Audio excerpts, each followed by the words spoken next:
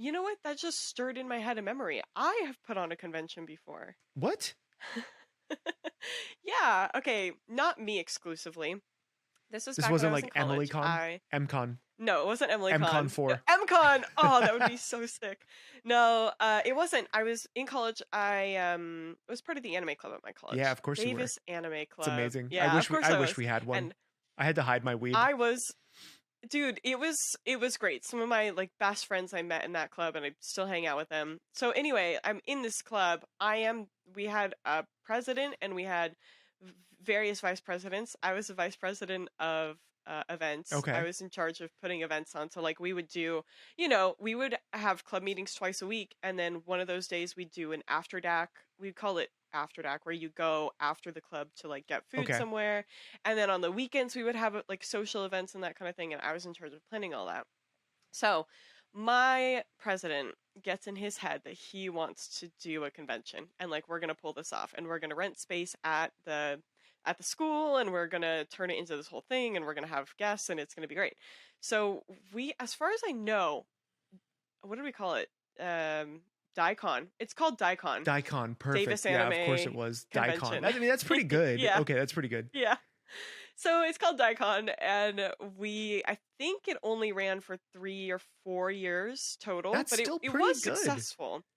Yeah, I was only part of it for 1 year, I want to say. I think 1 year, because I had to, in the next year, I had to dip to Spain for a I just while. had to bounce to Spain. Yeah, just gonna go to Spain. Yeah, I'll see you guys no, later. no No big big deal, deal. no No big big deal. deal. Just go to Spain. But it was a crazy experience because I was in charge of events, so I was constantly in meetings with the people at the university to rent their premises. Mm-hmm. You have to come up with all these things, like you've got to make sure that there's enough water for everyone to drink. Yep. You have to like It's figure the out the little flows of things. traffic. Yeah. Yeah, It's really you the have to little figure out things. how you're gonna like peace bond all of the stuff and Mm-hmm. like what the school rules are and what your rules are, and you've got to get all the vendors and you've got to hire all the people and you've got to bring the guests in and like incentivize them to come, Yeah, like why are you for with paying to be what. here? Yeah, exactly. Yeah, yeah, Mm-hmm. yeah. And I particularly was in charge of the Maid Cafe, and Nice. I want to make it super clear that I have never been to a Maid Cafe ever in my life. Have you been to one So in I was Tokyo since not. then? No, I have What? no because Leave. the Podcast is over. I'll Go to a Maid Cafe right now. so I'm waiting for you, Paul. I'm waiting for you to come so we can I've go been to a together. Maid Cafe. Really? Yes, because I Was I it? got duped into it. Oh yeah. See, that's the thing. You got duped into it. Yeah. And I have never. I see those maids on the street every time When I go visit, we're going to first thing. Akihabara. First thing that's Yeah. happening. Okay. Dude, you, me, Rachel, we're like going in. let's go. Yeah, we're gonna go Let's sing and go. dance. It's gonna be great. I have heard only the cringiest of things about it. Only the cringiest of things. And honestly, if I went to a cafe here, I would only go with you.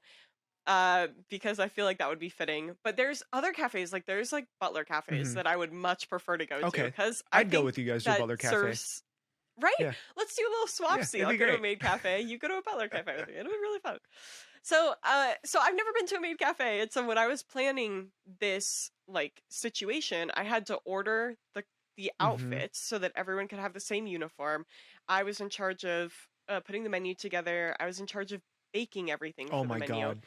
And you have experience doing like baking en masse and Mhm. like cooking en masse and like restaurant, that kind of thing. I have only been a waitress at a restaurant. Like that's as high as I ever got in that in that line of work. Mhm.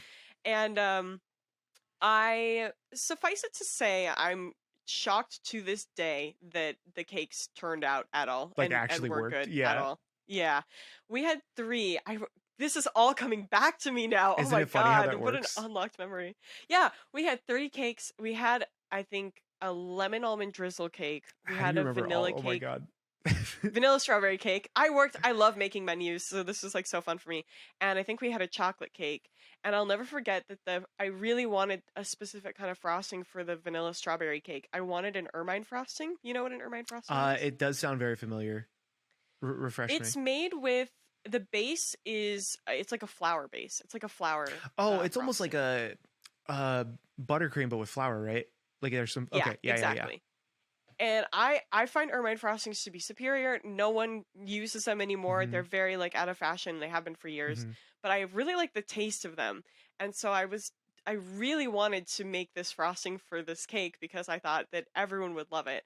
So the problem with it is that when you make a flour-based frosting, you have to cook the Yep. flour Oh, down into a yep. paste, right? Yep. Yep. And so there we are. I've done this small scale before. I've never done a big scale. There we are in we rented out an industrial kitchen for this. We are in this kitchen. I am standing over the stove, just frantically whisking the crap out of this flour roux mixture, basically, and like waiting for it to reduce because it needs to dry out Mm-hmm. enough that you can add it to the frosting and it will help like blend up Right. and not kind of be an issue. Eventually I was like, this is good enough. So Oh I no, take it not off. with baking. Yeah, No, not with huge desserts. mistake. Huge mistake. I was like, this is good enough. And so we go to add it into like the butter. We let it cool. We go to add in the butter, and it was clearly like there's way too much moisture in it. Uh-huh. And I do not recall what we did. I think I blacked that memory out. You just went to the store and got Pillsbury. Just Oh, which I don't remember doing that, but that's what we should have that's done. what you should have done. Honestly, If I saw that, I'd be like, I go to was the store. stressed. Yeah, go get. Yeah, No one's I was gonna know. stressed. I was in the moment. Yep. No one. All the people that were helping me were just like, we don't know, and Yeah. I was like, ah. No. Yeah. That's. Yeah, I've run into those situations before in mass and like with hotel work. The way you sell menus is a lot of the time you're doing the hot food. Desserts we Mm, usually like just cater out. And we're like, we'll find a good mm. bakery nearby because they have all the equipment for stuff like that. And we'll Yeah, buy yeah, the cakes, cheesecakes, canapes, whatever. We'll just buy everything and be like, hey, you guys have to pay for this now because it's your event. We just pass the bill yeah, off. yeah. But like, because dessert work in mass is not easy. It's hard. It's It's really hard. not easy. I have a lot of Yeah. respect for that line of work.